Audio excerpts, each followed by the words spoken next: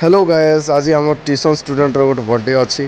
तो हेमांगिनी बर्थडे अच्छी। तो फाइनाली आम पहुँची गलु हेमांगिनी घर के। सुंदर ही केक पूरा मस्त दिशा चोखा अच्छी। तो केक काटबे देखन।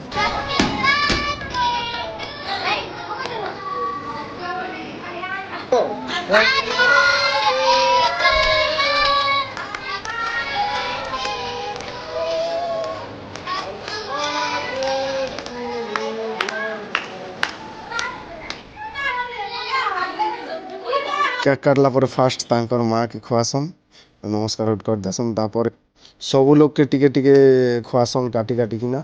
तो सेलिब्रेशन टा बहुत बढ़िया लगला, सुंदर थिला, मस्त थिला। सब लोग के खोचन देखे पार्थिवे। परी के भी टिके खुआ देसन सुंदर गन। तो बर्थडे रे भाइराल गर्ल मिस स्वीटी आस्थिसन। तो फाइनाली तांकर पाके केक पले आसी देखि पार्थिवे। नेक्स्ट वीडियो रे अनबॉक्सिंग देखमा।